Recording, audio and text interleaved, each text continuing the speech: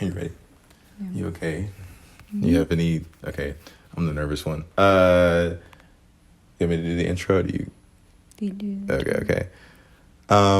Hey guys, welcome. We're doing a podcast. This is, I'm Auty.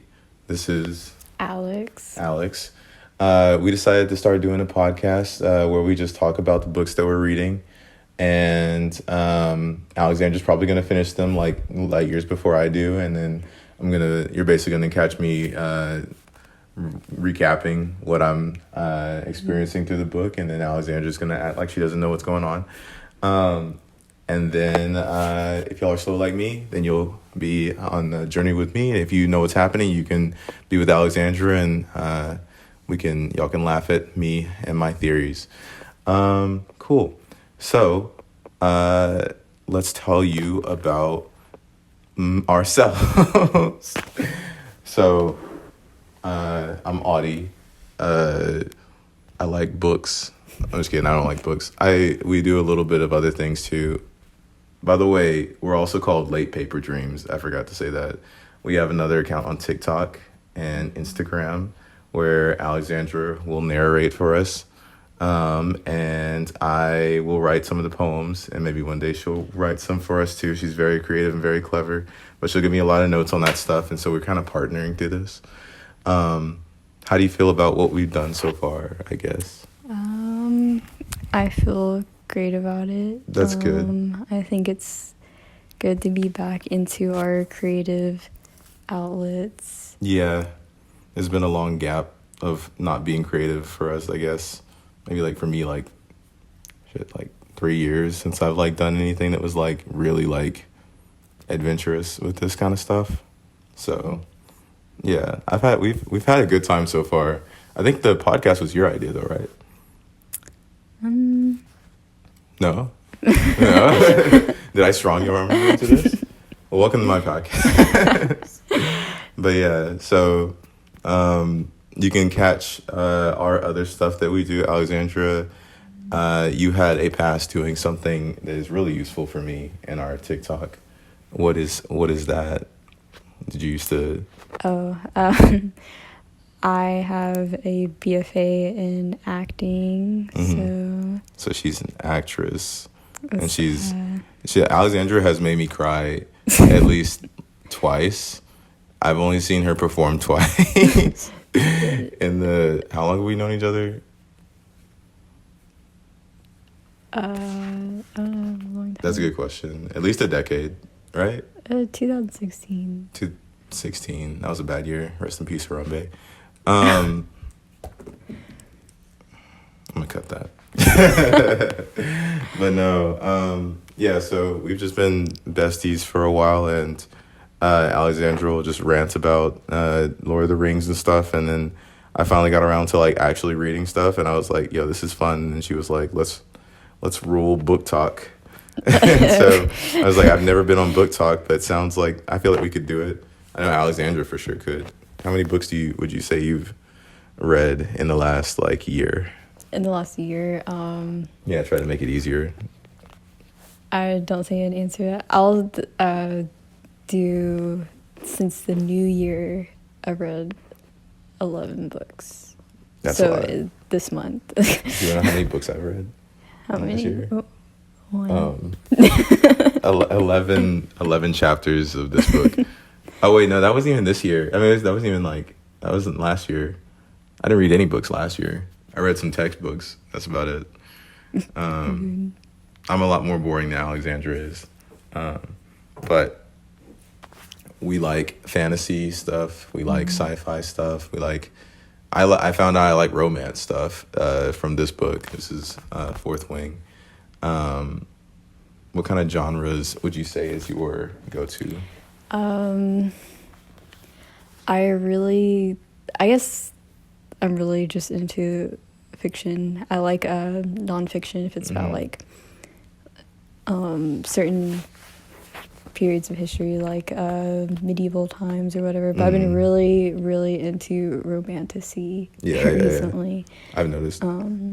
So I've been really enjoying that. Yeah, Alexandra's giving me a list of books that we could read, and they were like this one's like a horror thriller with an interesting romance plot where they and it's just like this one's about dragons and like politics and romance, and they like I was like, okay, cool, and then she would go off about the characters in them, and I would be like, well, I don't know how dragons and thruples exist, but I'm really happy to find out, and I think this book has, would you call it it's not thruple, it's like a love triangle. a love triangle, that's what it is. Thruples are rare. I don't know, I don't read. But next time we're gonna read fanfic. We'll get demonetized. But yeah, we'll get into it. The book, Alexandra's gonna have a lot more insight than I am about this stuff, but we've taken some notes, and I actually need my notes because I don't remember anything. But yeah, so this is Fourth Wing. It's one of the really popular books out there. Sorry to bandwagon. I don't give a fuck. But this is about, I don't know. You have a better perspective on it. What is this book about? I guess there are gonna be spoilers, by the way. I'm sorry, I forgot to tell you. It's gonna be heavy. I don't know how to not spoil yet, so we are gonna spoil the hell out of this book. We're gonna work on the no spoilers, but spoiler warning. Spoiler warning. I mean, I guess I would consider this a book about like just survival.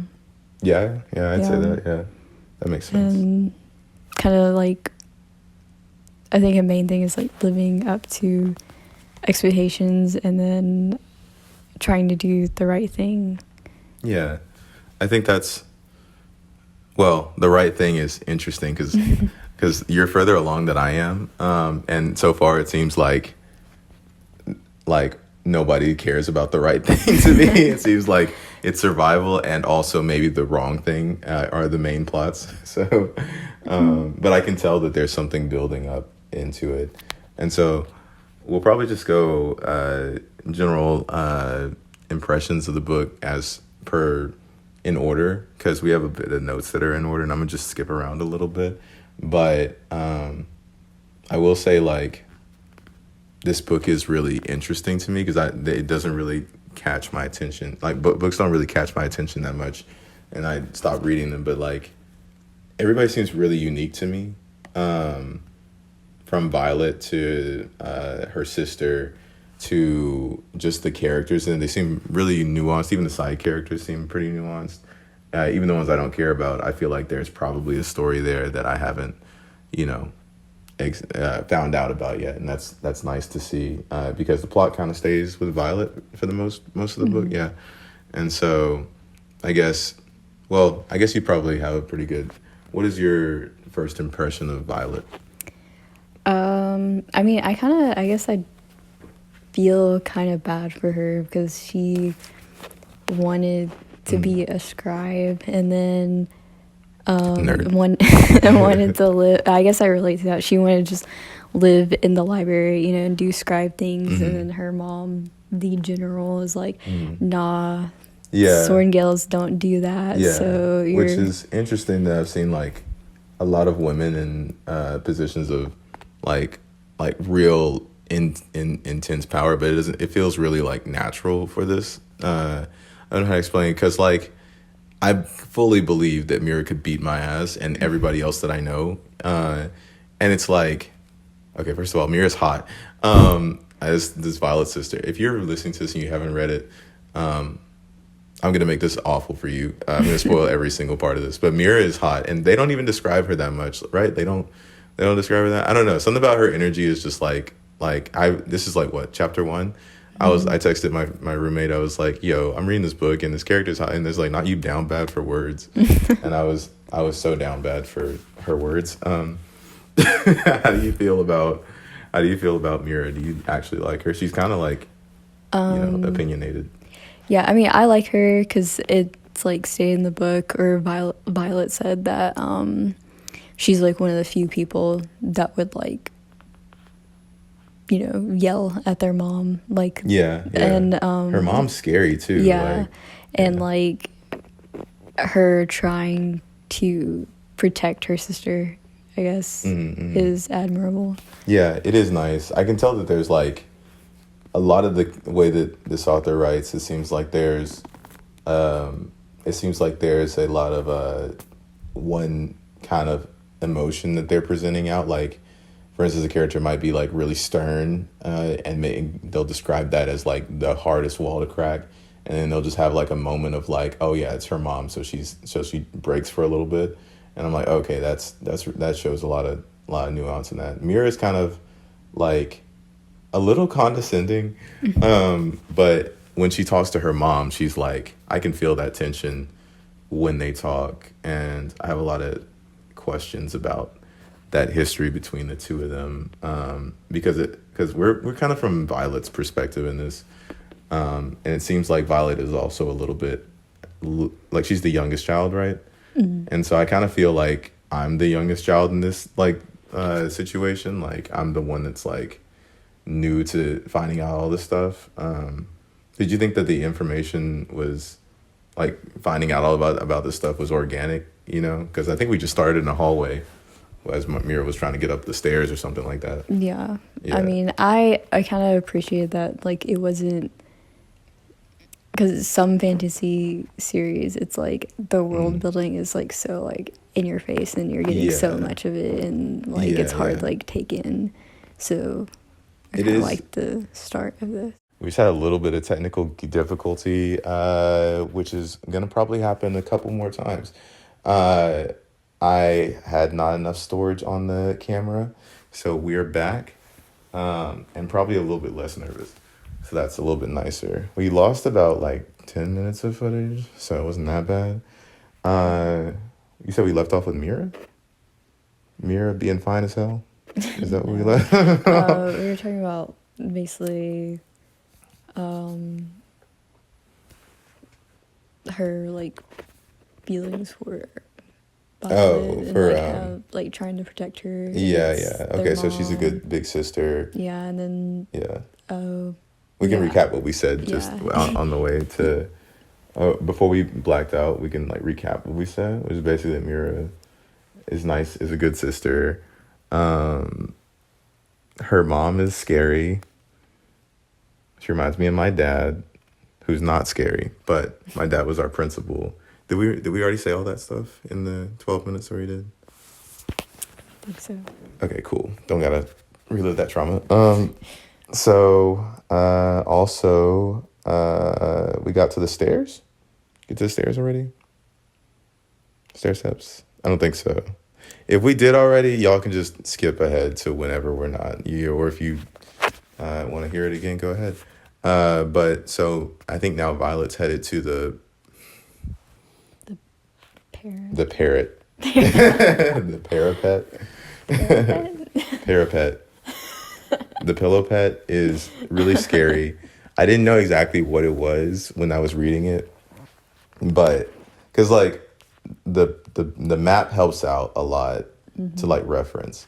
I feel like I'm gonna need more reference material. That, like, I would like I had the visualization for what I thought it looked like, and then I saw some fan art that someone made, and it's like this along, like this close, like to like I guess would be the cliff, like it's that much space. Okay. I was like, that's terrifying. Yeah, that is really scary. Okay, I see. Because I was thinking it was just like a ladder that just like fell down and you just had to walk across it like Limbo. But no, okay, I see. That is pretty scary.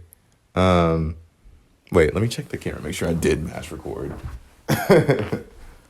Okay, it's recording. Cool. Yeah, no, I think the walk up to it. Also, now thinking about it, what is a turret? Like, is it like literally just like a gun? I don't know. I don't know. Is it? Because I was like, I walked around the turret and no explanation about what a turret was. I mean, they kind of did, but it still didn't help me. They were like, it's for defense, and I'm like, okay, so like battleships. we're just like vibing through this book. We're like, yeah, that sounds. It's like, yeah, there's no turret. It reminds me of an. Have you been watching? This is off topic. No, it's fine. There's no topic.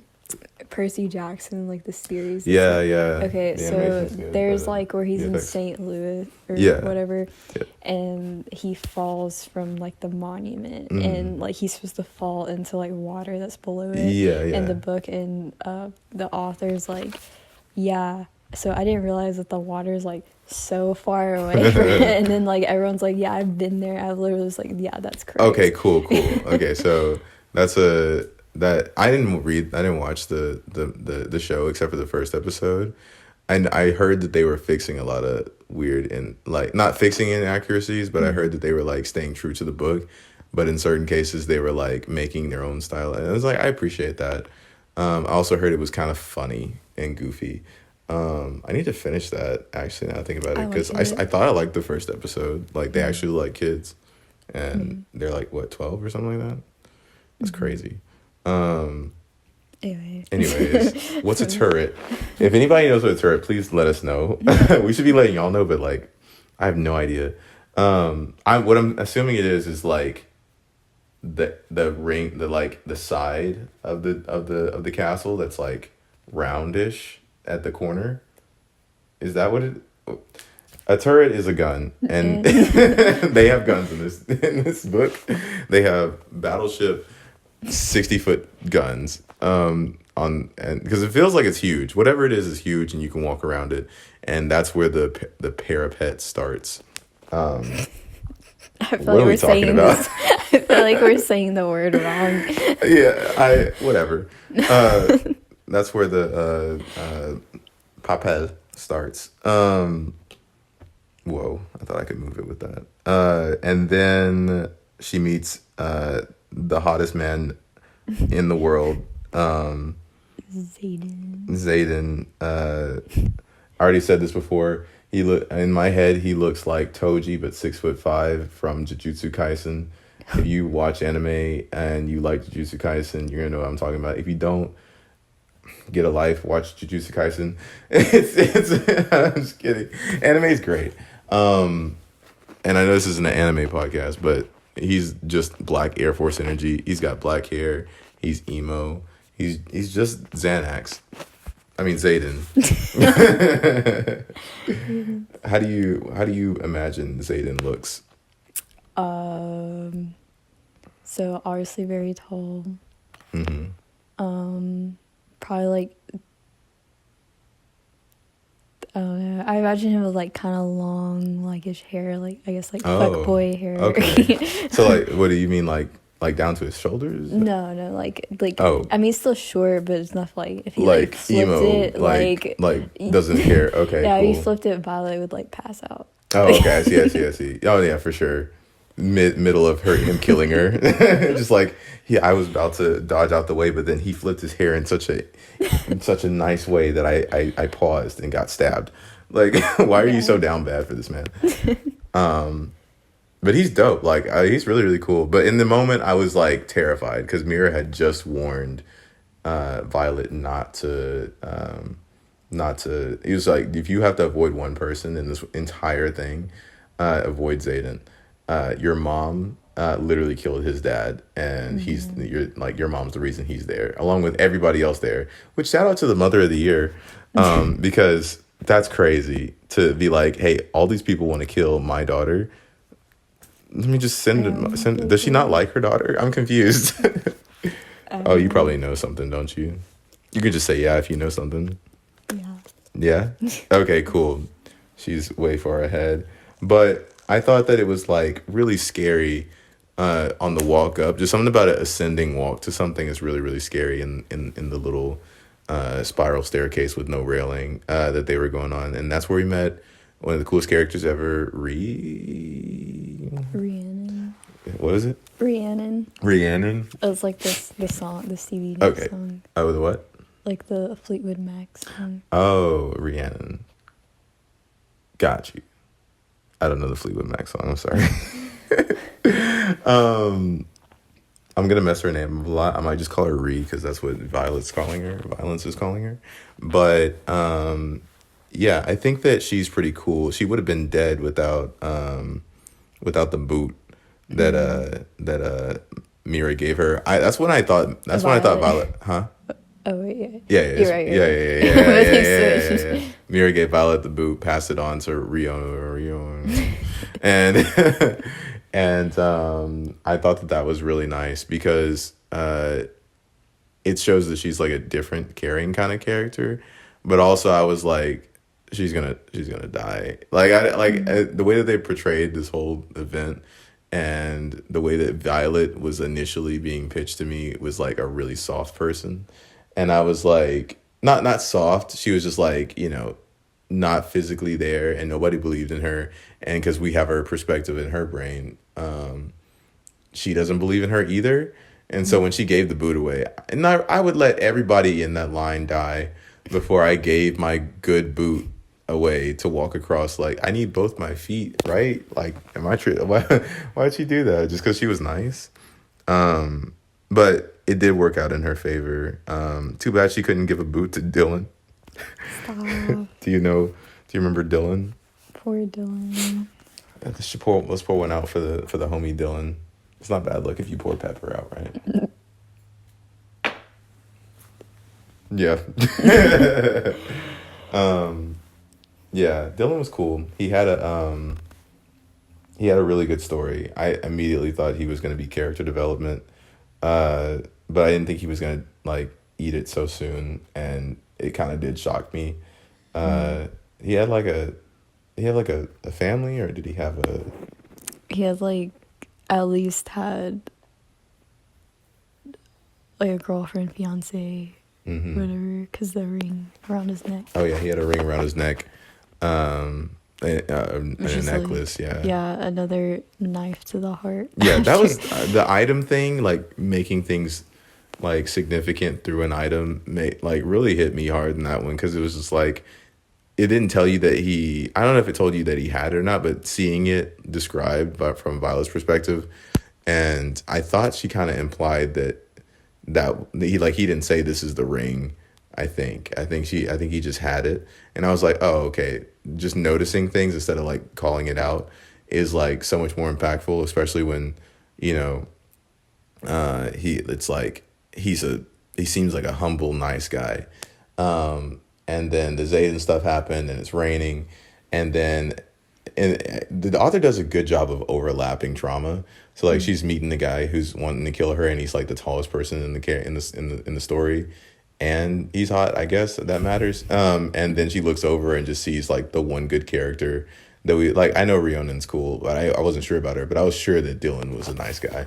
And then just to see him like try and hold on to the ledge and then fall down, it was really sad. Because he didn't know that it was gonna rain, right? Like, I mean, he knew it was gonna rain, but he didn't know it was gonna like storm, and that's the first time it started, like the storm broke right on top of Dylan, right? Because beforehand they were like, oh, it's about to rain, and then it rained, and he had a gust of like wind, and like a bunch of rain just fell on him. That sucks. I'd hate to go out that way. I'm scared of heights. But another bitch ass character that was there was, well, I guess our first one was Jack, right? Yeah. Jack the Ripper. Fucking evil maniac. Yeah, that poor guy that he threw off the cliff. Oh, yeah. Like, that's right. That was really sad, too. Damn, now I think about it. Okay, but that scene was kind of dope. Because you just see him, like, walking through the rain. Because I'm imagining, like, a storm. Like, I'm imagining, like, a really bad storm. And he's walking through it like nothing on this like tiny thing that you can't even see, like the corners. Like, I'm imagining they basically are walking on type wire at this point, and she's trying to make it, and she just sees like Jack just standing with his hands in his pocket, and I was like, Jack seems like a character I'm gonna like hate. Like, he seems like he's gonna be good at stuff, like everything. Yeah, like what his character reminds me of, like what I immediately imagined. Who? When I saw him. Remember Kato from the Hunger Games? Oh yeah, like that. It's very Kato. Yeah, it's very Kato. But Kato like has like a I was trained on. Yeah, no, it's just Kato. It's 100% Kato. Now I think about it, he trained for this, but he's like Kato if like Kato could kill the people before the Hunger Games, and he had like a purpose for it. Like I know that Jack wants to kill them because he judges people as weak, but later on, Violet's obviously shown she's not weak. Because like, what is it like? He's like 2-0 for me in the book so far. Both almost, making him sure he doesn't have kids anymore. That's like cool. But he seems like just a stuck up guy, and so that doesn't make me feel like. I know this book's gonna try and make me have sympathy for Jack at some point. If Violet saves Jack at any point, I have faith in her that she won't save Jack. And if he's in trouble, because like obviously she's not a hero. Later on in the book she does some crazy stuff, but yeah, so she makes it to the parpet, past the parpet to the actual place. I love how the riders are explained, and how they kind of just embody this like place of death, you know what I mean? They're very unbothered by some really crazy shit that happens in the beginning. And then we meet a German Shepherd, Dane. So then we meet Dane, I think is next. Yeah, that's right. That guy. Do you like Dane? At first, I was kind of like, okay. Dane, another strong man. Well, no, I was like, oh, Dane's sweet. He's like the best friend, I guess, still looking out for her. But then, like, he started doing too much. He's doing so much. Like, I don't think I like him anymore.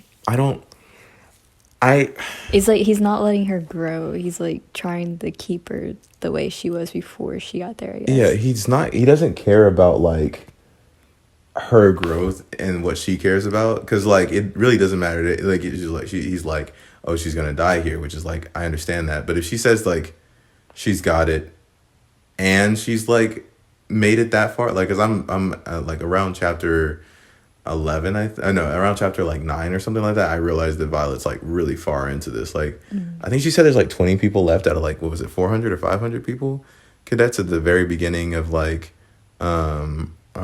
before the parapet or whatever, 500 people joining or something like that. Yeah, I think was it not like 40 to 50, or am I sure in the beginning? Yeah. No. It's I feel like it's way more than that. Have we actually read this book? I would. Okay, I'm gonna look dumb. Alexandra reads books for a living. I mean, yeah, but like I'm also like at the same time. There's not. I read. But like I don't remember any. No, there's one. It was so many. Okay, I'm pretty sure it was so many people in the beginning. And just a lot of them died, and it was just like two or 300. I don't remember. I remember there was like a lot of squads, and each squad had like 10 people in it, right, or something like that. And then it's just like, I'm pretty sure it was a lot of like, I tried to do the math for a little bit, and I gave up. I thought there were like a lot of people, and then but when it said 20, I was like, and also that 20% or 30% is how much supposed to survive from the end. If it's 20 people at that point, then that has to make it like somewhere around at least 100, right? Or something like that. Math sucks. Yeah, whatever it is. It was 5,000 contestants. Squid Games. But I just remember seeing it was like 20 people and being like, Violet's made it really far, even though she is like literally just poisoning people. But she's made it so far, and I was like, Dane is still trying to get her out of here, and she kind of wants to stay. Like, you should honor that and believe in her as much as you believe in your other squad mates at that point. So that makes me mad, especially when there's no reason to not think that Violet isn't a really capable person. And I think that's what Xaden saw in her, which is crazy now that I think about it. This might be a little bit of a tangent in the book, but Xaden seems like the only person who 100%, not 100% believes in her, but like sees the potential that she has and kind of cares about it, and isn't babying her, which is crazy. Like everybody is kind of like babying her or trying to kill her. And Zayden's kind of like trying to kill her, but like but like also like very into her ability to grow, and that's really nice to see. And Ree's dope. Yeah. But I think we were at yeah. Okay. So Jack kills people. I found out he kills people on the mat. That's crazy. Also, Violet's horny as hell. Okay, so I'm not horny as hell, but Violet reminds me of me because like her mind is so ADHD. She's just be like, you know, casually like suffering for her life, you know, broken up or whatever. Just like her ribs are out, and she'll just be like, I wonder what Dane is doing right now. It's like, what? That's crazy. But yeah, so I think that they just kind of learn some stuff, and then we get a little bit of history, which you probably know more about, like the politics of everything that's going on. I'm still stuck in this one world. No spoilers, but I'm kind of wondering how you feel about the landscape. Does it get bigger than this right now? Like, do we learn more about the world, as in like, is this whole journey set with her, I guess, in this one setting? You know what I mean? Or do we learn about anything else at all? You can't pause it. Did you pause it? No, I didn't pause it. Oh, okay. If you think it's too much of a spoiler, you don't have to tell me. But I don't want to spoil anything. Okay. Well, you kind of just spoiled because I just realized. Well, that makes me a little excited then, because it seems like there's so much changing all the time in this book. I think that the battle brief is where I realized that Violet's actually really well suited for the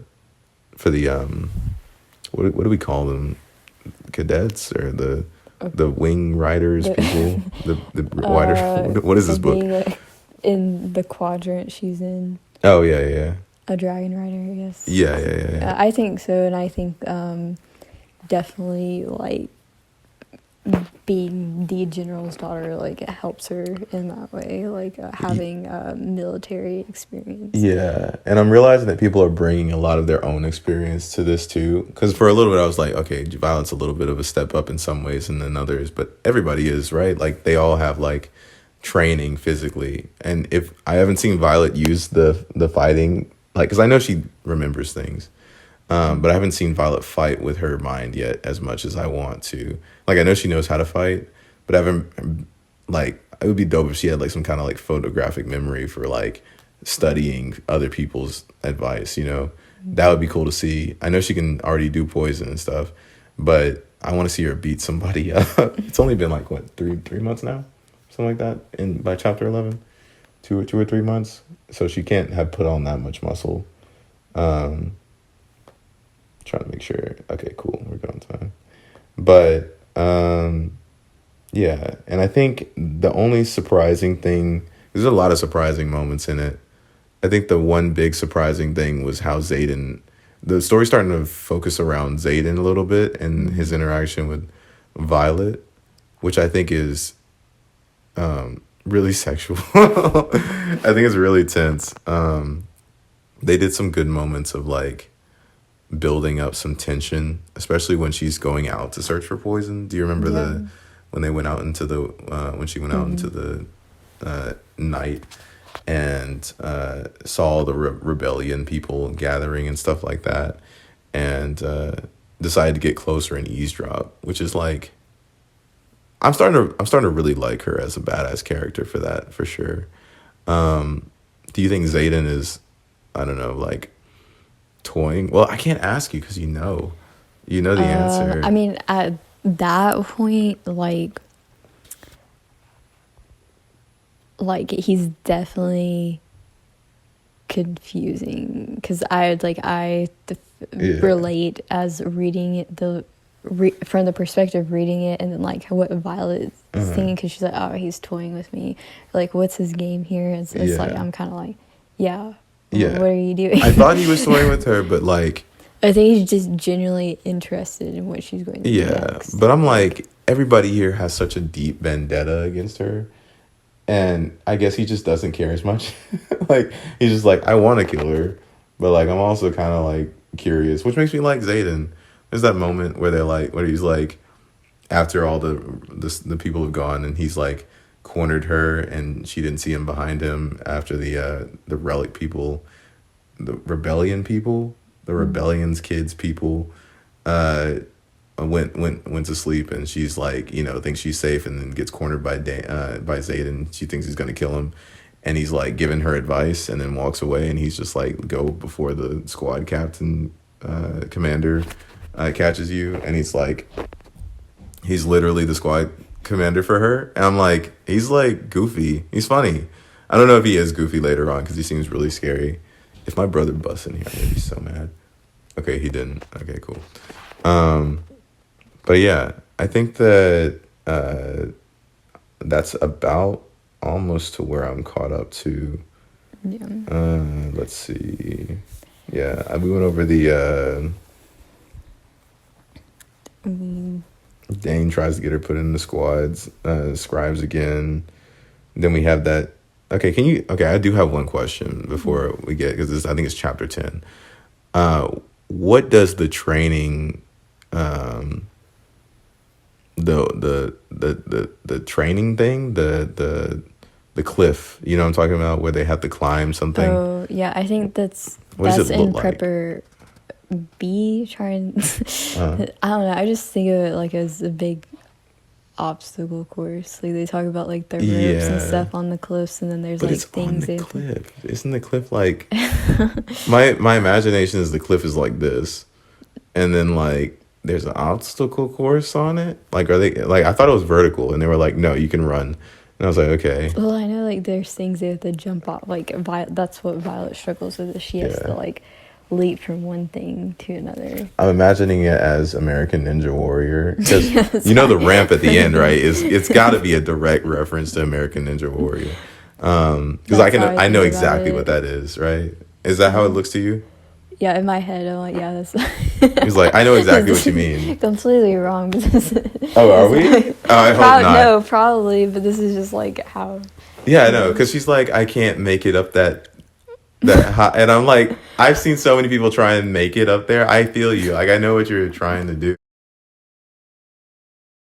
The first what? That was like, I mean, yeah, she was sad about Dylan, but that was like the first one. Like she had like actually like knew like that died, and so that kind of like. This is the first in their squad, right? And she was like one of the best ones too. That sucks. It does feel very we're in this together, but then you realize that like we all die alone kind of thing. That really sucks. And then she burned his stuff, which you told me might come into play later, as like the thing that happens a lot. I know they burned Brennan's stuff, and now they're burning her stuff, and it seems like they have their own kind of religious system going on there. So that's really cool. And I think I'm at the part where I think that might be the last thing that I remember reading. There's some stuff highlighted in this last chapter. Oh, Zayden is really showing that he believes in her, by being like, you can do it. You just have to do it differently than other people. Yeah. But I still might kill you. Which is like, I love it. Like, I kind of love it. Like, I've never read a romance kind of like this in a book before, but it really, like, I'm living in it. Like, I'm enjoying this 100%. The enemies to possible. Yeah, friends. I heard that's an overdone trope, but I love it. I'll love it up every time. I love it so much. It's so like. So if it doesn't have it, I don't want it. I exactly, and I'm like, I feel like I would normally not like these scenes that are like when they're like wrestling on the mat, like spicy. Yeah, there's so like he's just like, I'm just like, oh god, he's gonna kill her in front of everybody, and then he's like grinding on it. No, he wasn't. I was just like, what's going on? It's like but the putting the knife back in its sheath was crazy. Yeah, like the innuendo for that is insane. That I was like innocently reading this book, and it's action, but she's poisoning people. and I realized she's not a hero, and I was like really happy about it. I was like, Violet is so cool because she's just like, I'm not gonna take the high road. I'm gonna poison everybody because everybody's trying to kill me. And then like I was like, cool, all this is great, action. Like Zayden is like seductively like taking her knives out one by one and then putting. I was just like, I was with it. Like I don't know why. I was just like, I don't know. It was just like very well paced. I don't know. It was cool. Uh, I'm gonna like learn about more books as we go along, and hopefully I find out I like a lot more different genres. A lot more different genres. That works. But yeah, I think who's your favorite character? Because I think I'm at the end of what I read so far. Yeah, that's the last thing I have here. The shadows tell Zayden everything, so he's just knowing everything all the time. Really well created character. It might be Zayden for me. You can tell me if it's. You can't tell me if it's a character I haven't heard about yet, but if you know something, just. I mean, I think I like Rhiannon. Like, okay. She's cool. She's well rounded as a character. Yeah. Yeah, it interests me. Her significant other. Like. You're trying not to spoil something right now? No, it's just very her and Tara. Oh, like, yeah. Dane and her when Dane catches them. I'm like, dang, already. Okay, that did make me like her because she was just like, whatever. And then Dane was so strict in the beginning. I was like, oh, this is like a hard military leader. And then after that, they were like, nah, he's just like a poodle, like a little poodle German Shepherd, and they can do a little magic. And it was just like, I like that whole dynamic with that. And she was with Tara, and Tara was literally not even trying to make it look like she didn't do what they did. I love it. Like, man, I really hope that they become like a group of friends. You know what I mean? Like a squad that sticks together instead of like whatever it is that everybody is now. But yeah, that's how far I got. I'm looking forward to seeing what happens later on in the book. I'm at a pretty good point. I haven't gotten to threshing yet. I'm right about to hit threshing. And so I think that's going to be really interesting because I have no idea what it's going to look like. I've been described it, but I don't think I'm prepared for how it's going to look. And I also don't know how the dragons look. I'm going to be honest. I'm imagining like that show with the like dragon tails. Because they're all different colors. I at least thought you were gonna say How to Train Your Dragon. But that would be cool. That would be nice, but because the way they describe their tails and stuff, I'm imagining they're all kind of similar.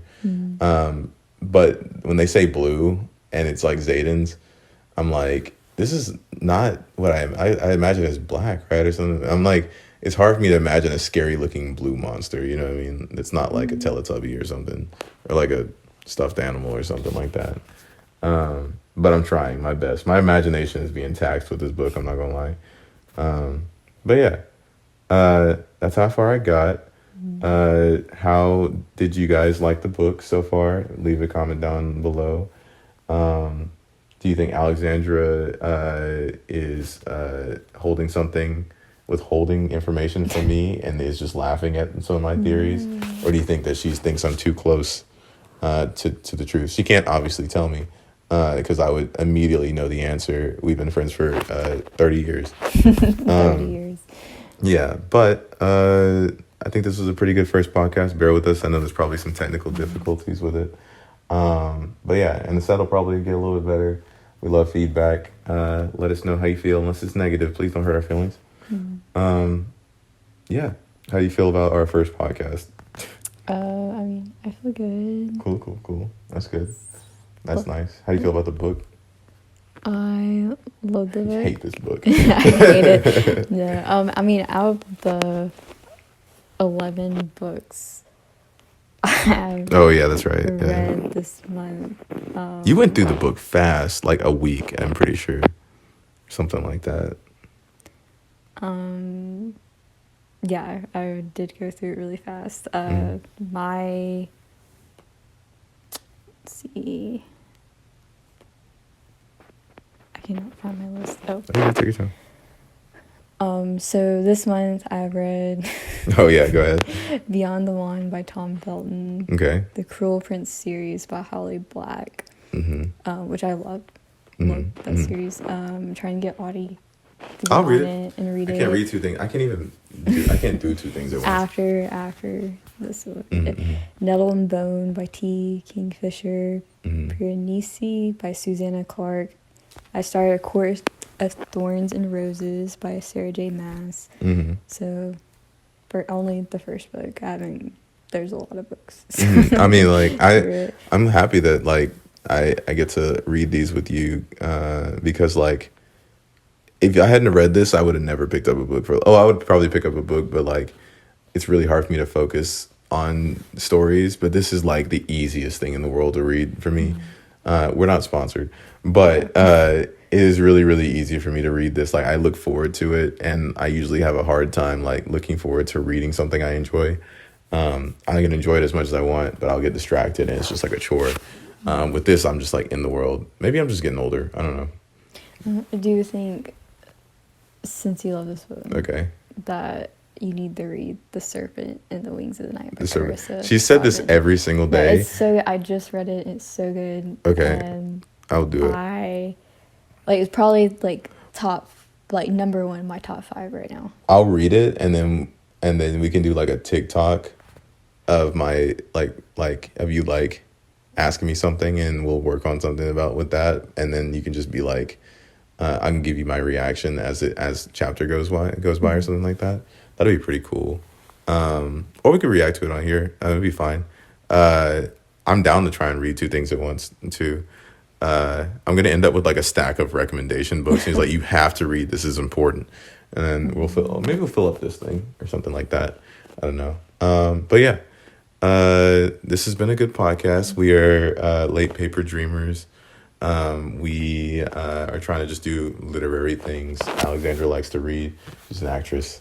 I'm a talkative, a poet.